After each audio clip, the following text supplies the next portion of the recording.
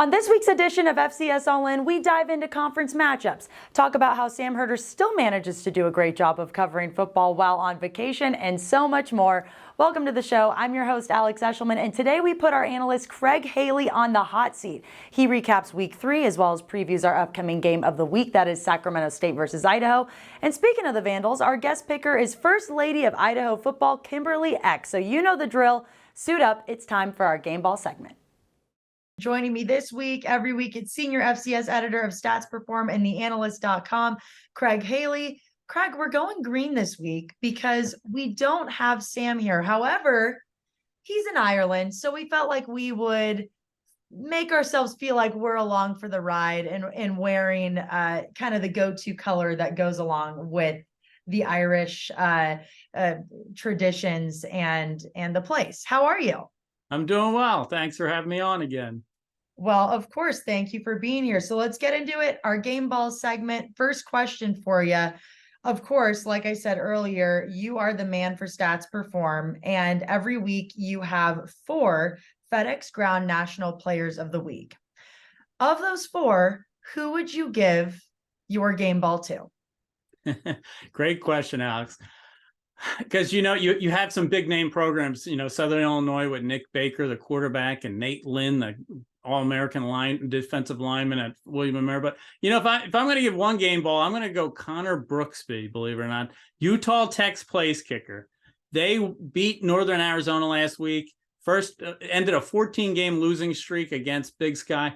Connor Brooksby had 20 points, didn't miss a kick with 5 field goals, 5 extra points, and he became Utah Tech's all-time leading scorer. I mean, that's just fabulous for Connor Brooksby.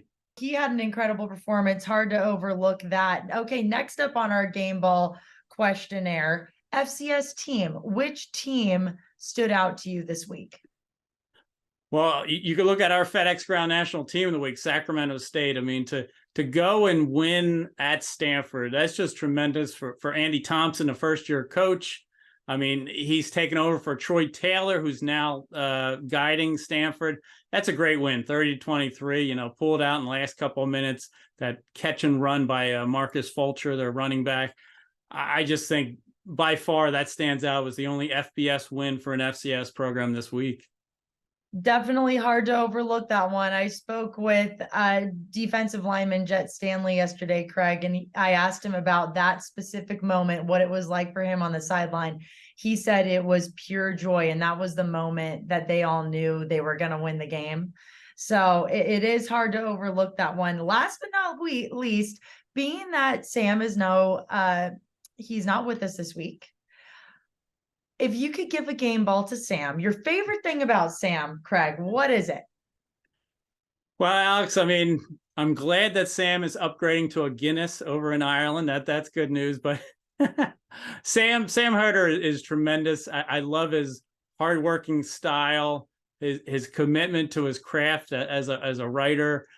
I like that he is over in Ireland, and both you and I know he feels a need to tell the FCS story, reach out and still talk FCS to us and to his fans on Twitter. I just love Sam's hardworking style. Let's show the photos of Sam traveling around Ireland. I love watching his journey. And on that note, Twitter, I love following him on Twitter. I learned so much from him, his insight. He's always on the ball with everything. So that is hence what my game ball is for Sam. Thank you for answering that, Craig. And we'll be right back with more on FCS All-In. It's our game of the week. Sacramento State going to Moscow to take on Idaho. Coming up.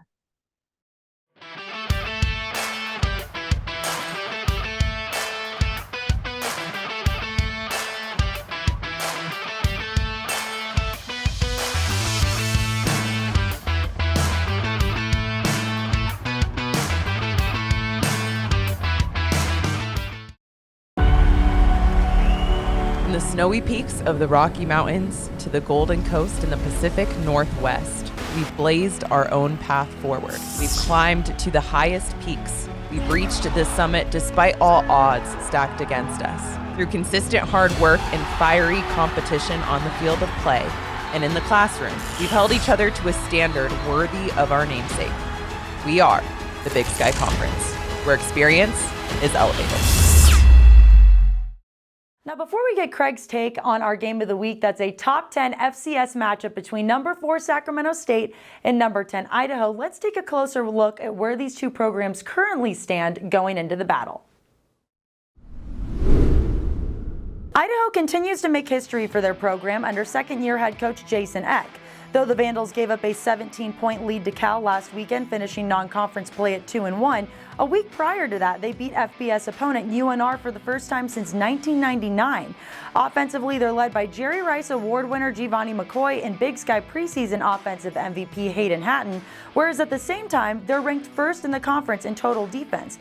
All of that being said, Idaho knows Sac State has 19 consecutive conference victories and 12 straight road wins, which sits as the longest active streak in the FCS. They got a good O-line. Those guys have played a lot of football, and then, they've had some good guys step in. They've rotated a few other guys at the other spots, but those guys are really good players. So I think that's the biggest challenge.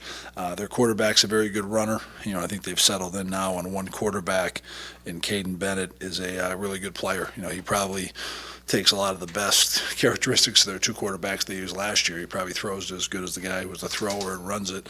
And then their back is very good. I don't think they had a huge drop off. I think Fulcher is kind of their main guy, but they rotate a few guys in there, and they're all very good. So we need to stop the run. This is it's a very well coached, good football team. Again, they haven't even though they lost some guys to graduation in the portal, I think they haven't dropped off. They're playing very good football. The last top 10 matchup in the Kibbe Dome was 1994, Idaho versus UNI. So should be an exciting game, and hoping for a great crowd of everybody out there watching us play. You heard them. Get to the Kibbe Dome this weekend because you will not want to miss this matchup. Now, on the other hand, the Hornets are flying high after stinging Stanford on the road 30-23, and they're heading to Moscow undefeated at 3-0. Though the reigning Big Sky champs are under new leadership in first-year head coach Andy Thompson, Sac State ranks 6th in total defense in the FCS and 2nd in the conference. However, the Hornets understand that they have to forget last weekend and refocus on the Vandals, as they also have a top 3 offense in the Big Sky, along with their Big Sky best defense. Quarterback's a really good player. Receiver's a really good player. Both those guys. One guy was a Jerry Rice freshman and the National Freshman of the Year, and then their receiver's been an All-American. So those two guys, and then they're playing really good defense. I would say a bunch of players on their defense. So they've been good on both sides of the ball, and then their special teams have been in the top 3 in every category. So very well-rounded football team. They were leading Cal 17-0. They dominated Nevada 33-6. They dominated Lamar their first game by winning by over 40 points. So I think the players can watch the film. They're all grown, and they say, man, this is a good opponent, and we got to get back to work. And our preparation doesn't change. Speaking of one guy whose prep hasn't changed and he's now reaping the rewards is Sac State kicker Zach Schreiner. Take a look here. Coach Thompson giving him a well-earned scholarship after practice this week. Huge congratulations to Zach, and we'll be right back with more after this. Earned himself a scholarship.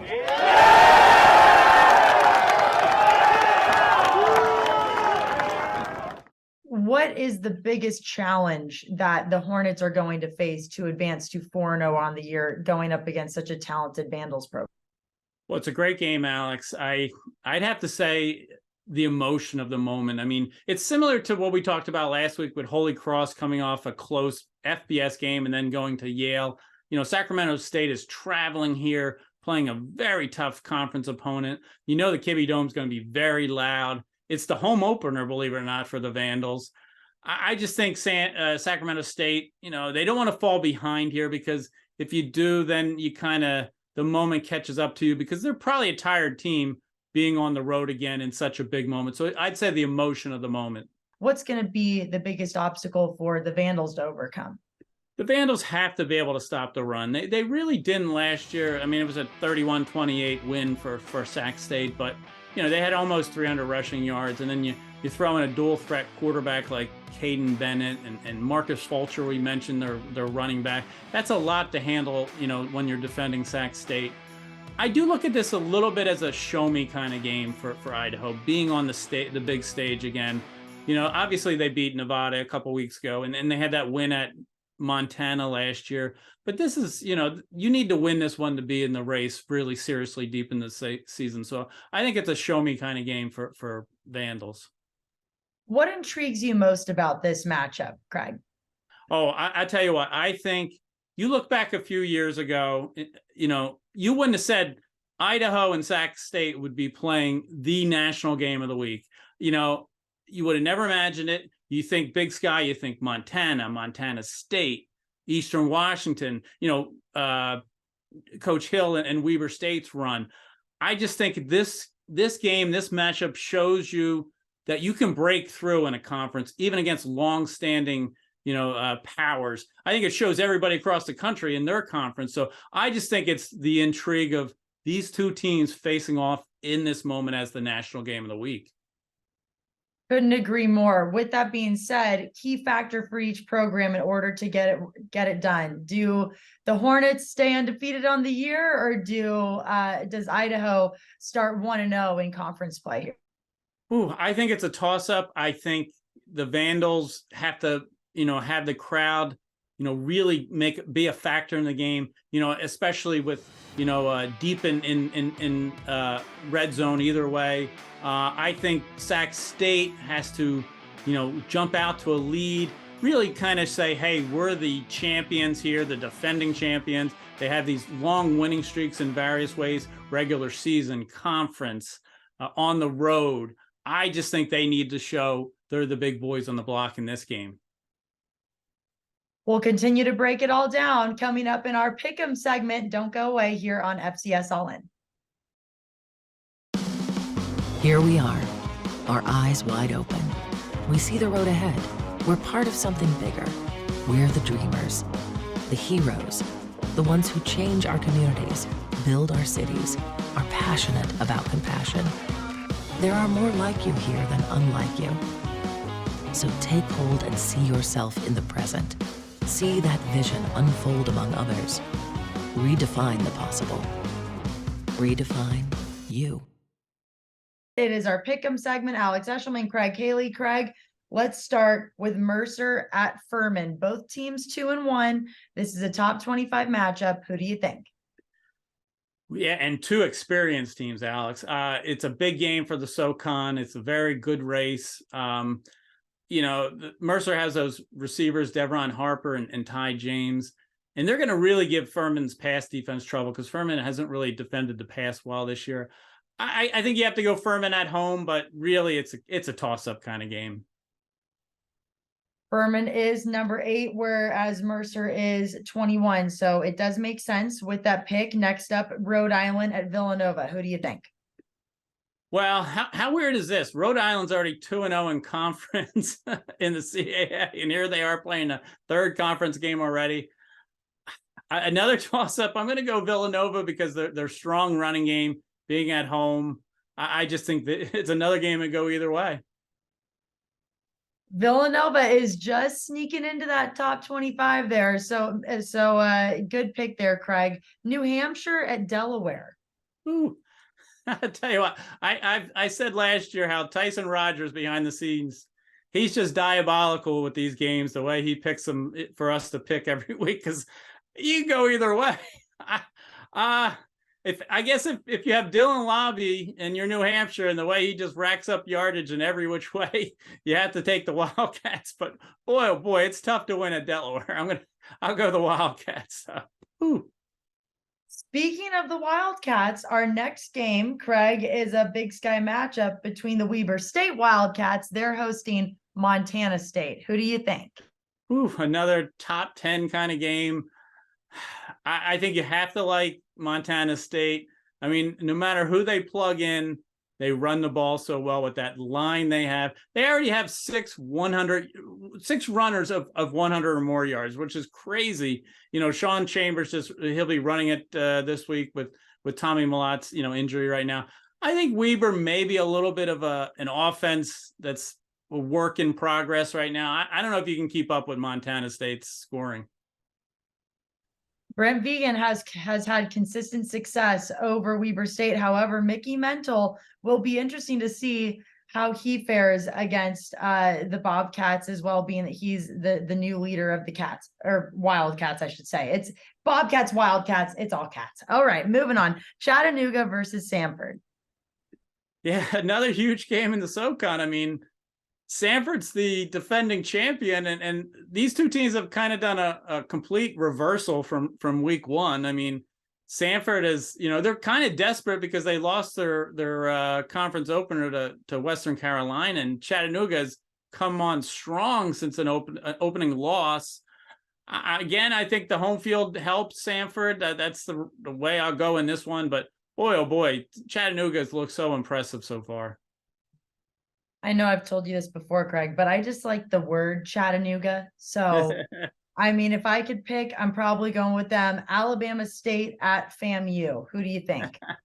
Well, Alabama State was kind of looked at as the third team in the race in the East Division of the SWAC. Jackson State, Florida A&M. If Florida A&M, wins this one, they're in complete control of the East Division because they've already beaten Jackson State. With Sam Herder over in Ireland, it's Go Green week. You have to like FAMU, Florida A&M, go green.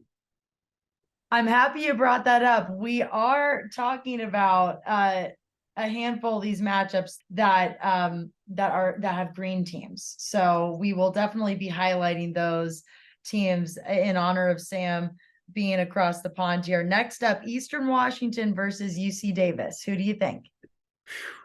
I think it's phenomenal that Eastern Washington's 10-0 all time against UC Davis. Somehow they always seem to get the win. It's, against Coach Hawkins in recent years, and he's just a tremendous coach. Kakeo Visparis, the quarterback Eastern Washington, is really putting it together. I think UC Davis at home, they can probably keep up scoring-wise with Eastern Washington. They've proven that with their offense. Another tight game and a big game because, one of these two teams wants to stay in the race with a lot of other contenders, and I think you need to win your first one. I'll go UC Davis here. Not to mention two of the most veteran head coaches here in the Big Sky, Coach Best and Coach Hawkins. Gotta love them. So we'll see what they put together for week 4. Last but not least, Craig, we've got our game of the week, the Sacramento State Hornets going to Moscow to face the Idaho Vandals. Who gets the dub? Great game. Obviously the game of the week. I feel there's a little more pressure on Idaho in this one, being at home, and they were such an off-season darling of everybody's kind of dark horse kind of pick. Oh boy, I know it's Go Green week, and Sac State is so impressive how they just win and win. I guess I'm going the Vandals this one and not going green. Thank you so much for giving me some of your game picks, and we'll be right back with more on FCS All-In. At the University of Idaho, Vandals experience breakthroughs every single day. For the first time, fire crews are using a new type of technology. But how is one measured? A pounding heart? A newfound passion? How long friendships last after graduation? Can you measure a breakthrough by being the first in your field? Or the first in your family? Yeah, there are lots of ways to measure breakthroughs. Are you ready for yours? It is time for our guest picker segment, and I am really excited about this guest picker segment because it's our first female on the show, and it's not just any gal. It is the queen of game day. I'm just going to roll off a couple of accolades. She is the first lady of Idaho football. She is the wife to Coach Jason Eck. She is a mother of 5. She's a blogger that talks all things hair, makeup, fashion, game day, you name it. It's Kimberly Eck here on the show. Kimberly, thank you so much for giving us some time today. How are you? Good. Thank you so much for having me. It's really sweet of you. Well, you deserve it. We were just talking about this. I love your blog, Beauty, Babes, and Ball. Check it out. Anybody who's watching, all of the viewers need to know about this. Why did you start this blog?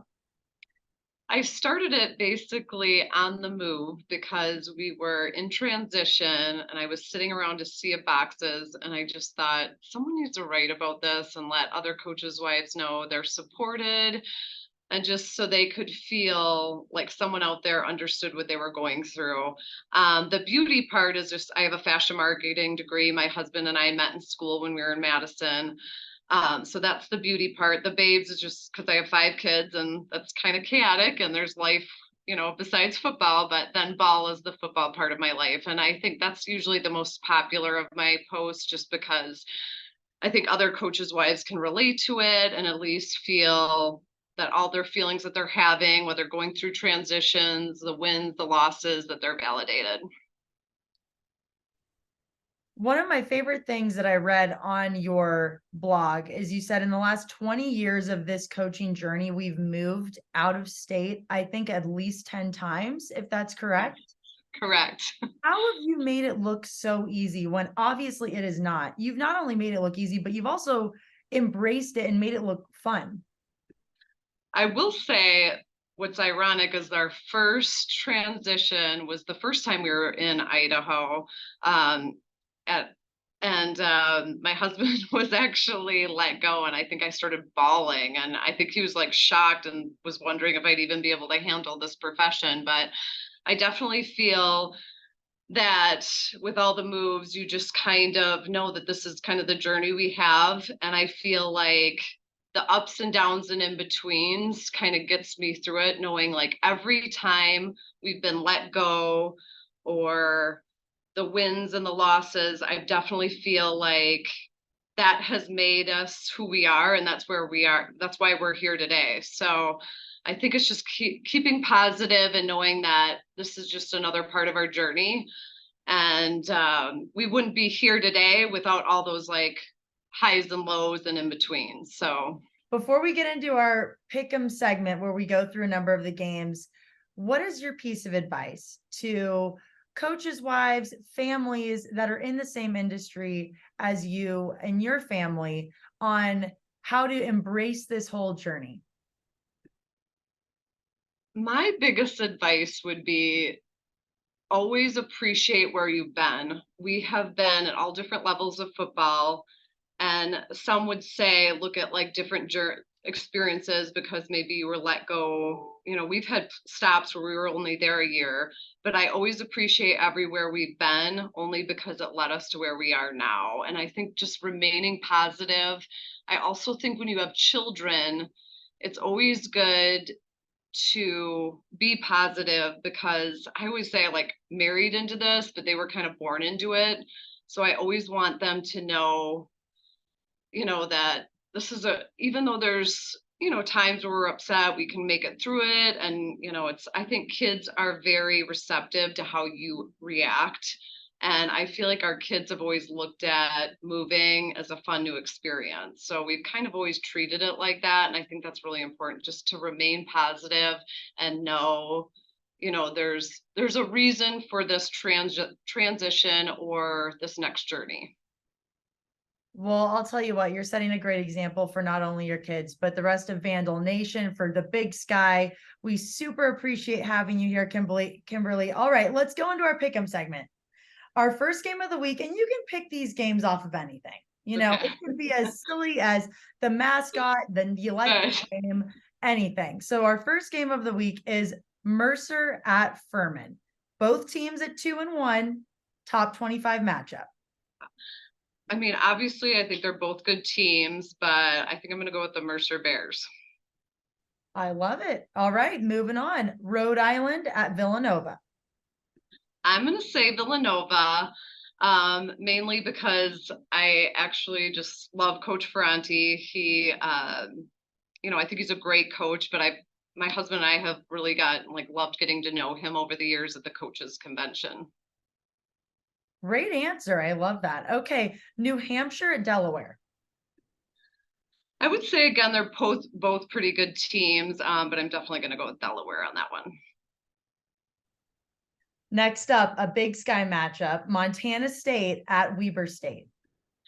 I'm going to say Montana State, mainly because I think Coach Vegan did an awesome job with his team battling South Dakota State, where we were last at a couple weeks ago. I thought that was a great game to watch. And then also our youngest little boy, Maverick, was born in Bozeman back in 2015 when we were there. And his name is actually Maverick Montana. So I'm going to go with Montana State. I love that. That is another great answer. All right, Chattanooga versus Samford. I'm going to go Samford. I think they're the Bulldogs, right? Are they the Bulldogs? Yes. I'm a huge fan of the Bulldogs, so I'm going Samford. You can't not like a Bulldog mascot. I know. That's going to be my next child. It's perfect. Okay, I'm going to hold you to that one. Alabama State at Florida A&M. Well, I think they just both came off a win, didn't they? I think they did. I'm going to say, though, Florida A&M, though, because they came off a huge win. All right, a little love for FAMU. Moving on, Eastern Washington versus UC Davis, another Big Sky matchup. No. I am all about supporting other coaches' wives, and I actually know a couple on that staff, so I am going Eastern Washington all the way. Our game of the week, you know it, Sacramento State at Idaho. I mean, it's kind of an obvious for you, but what do you think? I am definitely going Idaho all the way. I mean, I love their number 6 linebacker, one of my favorites, big fan. But then I also love the head coach. I just think he's the best. So I'm definitely going Idaho. But I also think it's awesome because it's the first game in the Kibbie Dome. I fully expect the vandalizers and all the fans to bring some noise and make it a home field advantage. Kimberly, you and Coach Eck, what your family has done for Idaho football for the university is noticeable, to say the least. Thank you so much. You were so sweet. Job. Well, it's true. It's true. A fantastic job, not only on your social media, but on your blog. Check out Kimberly's blog, beautybabesandball.com. Thank you so much for joining us. Thank you so much. It's always great seeing you and chatting with you. It's great chatting with you too. We'll be right back with more on FCS All-In.